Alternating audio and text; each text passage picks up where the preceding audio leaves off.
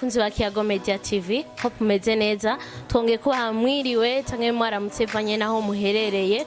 Turazi ko mudukurikirana muri benshi mu mihingo itandukanye yo kwisi. Muri kumwe na Arlene kuri micro, mukaba muri kumwe na Saidi kuri kamera. So today twaramutse tugendera ishirahamwe rikorera ngaha mu gisagara ca Bujumbura. Twaba turi kumwe n'abantu twavuga umuntu umwe wo muri iryo shirahamwe. Twashaka rero tumuhe ikaze yibwira bariko baradukurikirana ngera baramutse. Turagwaye ikaze. Okay, namwe turabahaye ikaze. Nitwa Jean Bosco Neragira nkabanserukira MIT Solutions. Ego murakoze cyane. Batubwiye ngo ni MIT Solution, nko ku bantu baba batakizi MIT Solution bisigura iki? Okay, murakoze ni multimedia IT technology. Bisigura amajambo make ni multimedia IT Solutions. Ni societe ijejwe gutanga ubujejwe yazanye inyishu yo kugira ifasha abantu ku bintu byerekeranye na informatique. Ko tuvuze IT harimo information technology byose kabirimo. Ama solution numva ni inyishu ya y'ibyerekeranye n'ubuhinga bwa none. Murakoze cyane. Mbega iryo shirahamwe ryanyu ryatanguye ryari mwavyumviriye gute? Okay, murakoze cyane. Cyane ryatanguye kera. Ryatanguye mu 2011 mugabo bitangura mu byiyumviro ntibyari bwaze ku mugaragaro. Mugabo uko imisi yagendera hera nuko twagenda turaraba ikintu gishasha kigezweho neza na neza. Muri 2015 2016 no ryatangura kuja ku mugaragaro, naho nyene apana ku mugaragaro bwite, aho umuntu azarigisha umuntu umwe. Mugabo mu mwaka wa 2020 mu kwezi k'umunani tariki 26 niho ryatangura kuja ku mugaragaro, bose bakabimenya ko MIT Solutions kirakora ku mugaragaro.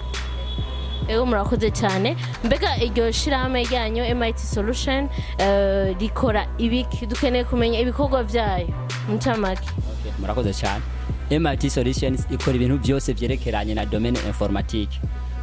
Hariho kuri kote y'ama design basi ama montage, irakora ama badge, ama autokora, irandika ku mpuzu, hariho na kote ya maintenance, kwiyo kote ya maintenance irakora ama machine, ama imprimante batandukanye. Hari ama imprimante ama HP na ama Epizone, cyane ama imprimante ama Epizone. Hama iradekoda n'amatelefone, basi kwa bafite amatelefone n'amakode atandukanye cyane kuya flasha. Hama hariho na secretariat publique, hariho n'amaskane, turagena skane. Hama turetse n'ibyo turagisha n'ibintu by'amaformation kuri kote ya domaine informatique. Kubyerekana informatique cyane turabigira ko amaformation kandi ni ku buntu rero ga no kubyereka basi tuvuze kuri informatique. Hariho kuri kote ya réseau, hariho kuri kote ya programmation, hariho kuri kote ya bureautique, hariho kuri kote ya initiation informatique, cha initiation à internet, hariho kuri kote ya base de données y'ama Photoshop DJ bene ivyo byose twatubigira. Ego murakoze cyane. Hari ikindi afsaka bazo ko ivyo bijanye n'ama formation. Mbega mu forma bande mubaronka gute? Okay, murakoze cyane. Kujya turonka abatu forma n'abantu bose bavyiyumviriye, cyane abantu bose twashoboye kwigisha cyangwa twashoboye gusigurira ico domaine informatique imaze aha ku isi cyangwa aha iwacu mu Burundi cyangwa turarabira ikiraja. Rero abantu bya tubaronke turabimenyekanisha bike mu kwandika udupapuro tugahereza abantu, bike mu kubwira abantu, cyangwa haje nk'umuntu tukamukorera akantu hama tukamushyirako n'akantu karengako kamunezereza ataza kuzana uwundi muntu. Yego nuko turanka abantu cyane gose. Ego murakoze cyane. Mbega nihe inyungu n'akahe karusho mumaze kubikuramo kuva mu bitanguye? Okay, murakoze cyane. Twebwe ikiri ku mutima w'iwacu nuko twoshobora gufasha abantu bakamenya ibyerekana ubuhinga bwa none. Inyungu turonka nuko iyo turaforma abantu tubahereza ubwo bumenyi, kuko abantu benshi barafise basi ibibazo bibazitirira, agakenera ubumenyi mugabo bakeneye ubwo bumenyi nta basi agacabura uburyo. Umva maze ko buru buryo ntabakimenya bya bintu. Natwe rero impamvu duhari kugira ba bantu nyene bumenga barikomiriye abaro dushaka guhereza ubumenyi. Rero inyungu turonka iyo turahereza baje abantu bumenyi kandi tukabona bavyakiranye bugwa neza kandi tukabona bararose bya bintu bakene barabironse, twumva ko turongoka ko tunezerewe cyane gose. Nico kiri ku mutima wacu cyane kugira dushobore gufasha abantu bose batandukanye bashobore kumenya n'ibintu byanye n'ubuhinga bwa none. Namahera mukeneye.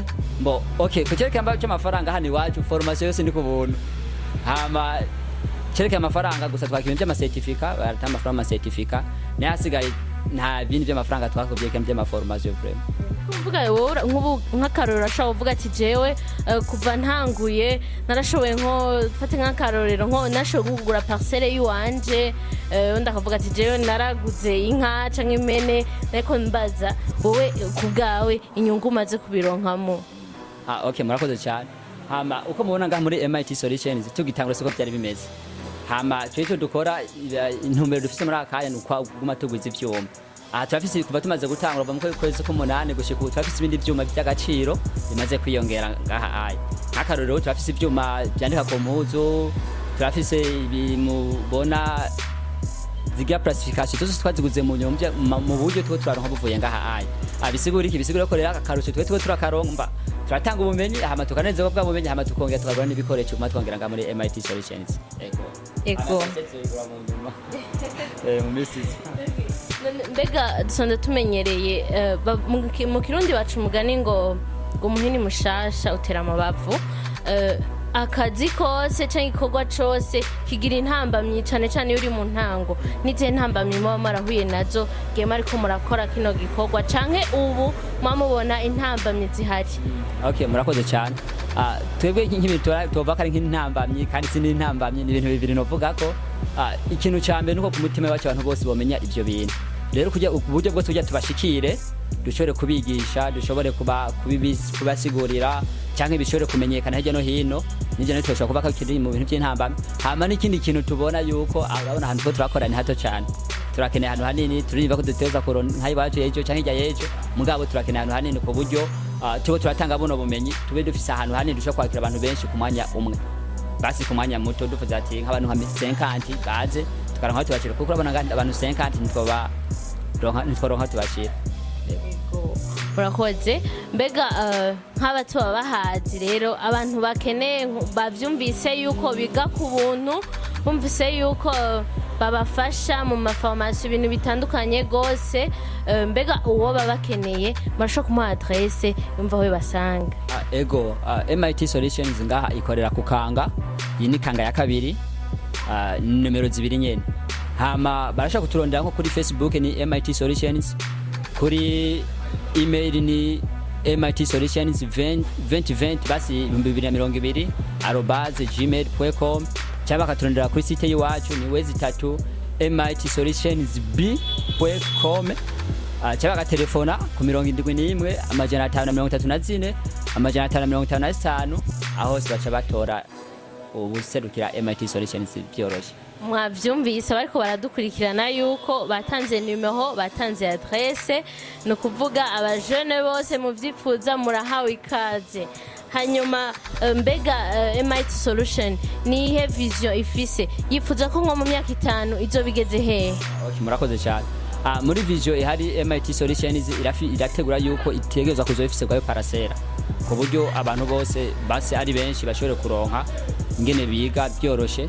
Hama irategekanya kandi ko no mu myaka 5 mbo duhara mu myaka 3 twebwe mu nteguro ziwacu yuko dutereza kuzoba dufise icyo bita server bisigura yuko nk'amashami atembere ya banke digital ya societe akomeye ku buryo bashobora kwabikira ama information yiwabo amadone yiwabo basi tukayabika ku buryo server yiwacu ishaka kuzokora nk'imisi ndwe kondwe itazimye atakibazo nakimigize ku buryo nk'abantu ibintu byabo bakora bigize ikibazo bigira biri ku kazi wabo canke bitakaye canke bigize bagashobora kubirekipera biciye mu server yiwacu. Mu myaka 5 turimva ko ivyo bintu tuzoba twamaze kubishikako kandi turizera nuko tuzatwamaze no kugwiza abantu benshi cyane baza kwiga kandi kwamamaza MIT Solutions kugira turonka abantu batuza guhereza bwa bumenyi bwo kubona. Eko hanyuma akandi kabazo aha mu gisagara tumenyereye abantu benshi batunzwe n'ubuzi bwinshi cyane butandukanye ugasanga umuntu afise akazi kama undi agasanga afise nakandi ku ruhande. Mbega mwebwe uretse ibi byo muri MIT Solution hari ikindi kintu muwa mukora ku ruhande?